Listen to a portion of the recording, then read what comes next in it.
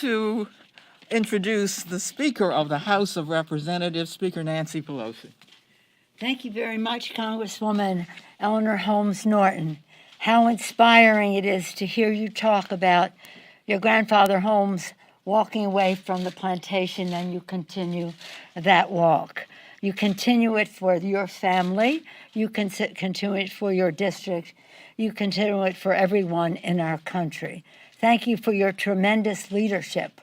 And really, last year when we passed the bill, last Congress when we passed the bill, it was Congresswoman Eleanor Holmes Norton's reputation and the respect she commanded among our colleagues, but it was Steni's determination and insistence that the bill would be brought to the floor and that we would have the votes. And we celebrated. It was the first time that the House of Representatives had recognized and voted and supported statehood for the District of Columbia. I proudly wear this 51 hat. Now, so it's an honor to join Democrats from both sides of the Capitol. I'm pleased to welcome Senator Carper back over to the House side.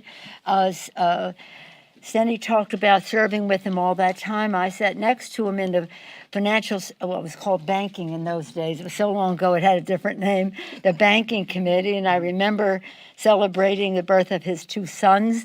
At that time, we're now in their 30s. You said 31, 32, like that. So it's been a long time friendship. So I've seen his championing of America's families for his own and others for a long time. And so pleased that he is the author of this important legislation from the first state, and now the 51st state.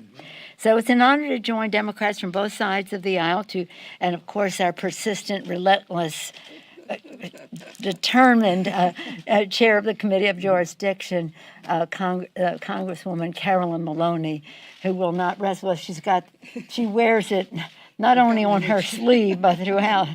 Vote. There you go. Okay. By voting for D.C. statehood, the House of Representatives reaffirms this truth that all deserve a voice in our democracy. To hear Congresswoman Holmes Norton talk about equality for the people of the District of Columbia, equality because of equal representation in the Congress. I salute her, the patron saint of D.C. statehood. Thank her for her decades of persistent, dissatisfied leadership. H.R. 51 has a record-breaking number of original co-sponsors. Congratulations.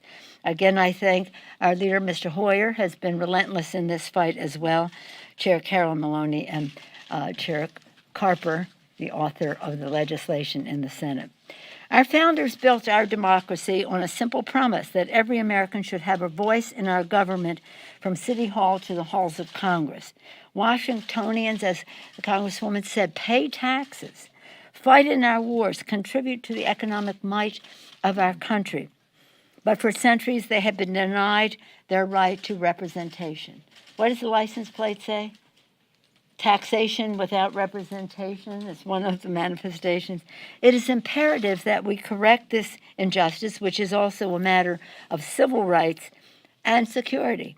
As last summer's protests in the January 6th insurrection made clear, D.C. must be empowered to protect its people. If District of Columbia were a state, the chief executive would have been able to call out the National Guard like any other head of a state in our country. Another reason for this to happen.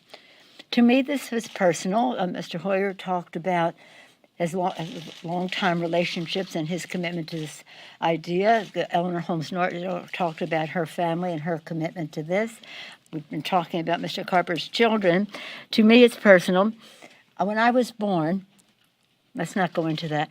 My father was a representative from Baltimore, and he was chair of the District of Columbia Appropriations Subcommittee.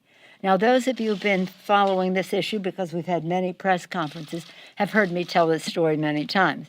That position, chairman of the District of Columbia Subcommittee of Appropriations, made him what is called then the unofficial mayor of Washington. because of the authority the committee had over the district. He did not like that. He was a big believer of home rule. So I often say that statehood for the District of Columbia is in my DNA. If you come to my office, when you will be allowed to come to any of our offices, you will see his picture there with Eleanor Roosevelt. He, as chair of the committee, welcoming her, the First Lady in American history, to testify before Congress, and she testified about welfare conditions in the District of Columbia. Today, with H.R. 51, Congress is taking a significant step to enfranchise the people of D.C. and empower them to participate fully in our democracy. Again, we're excited that we will pass it, we will celebrate, and we hope that that momentum will help it pass in the Senate so that the president can sign it into law. They're really showing themselves to do really well. Come on, man.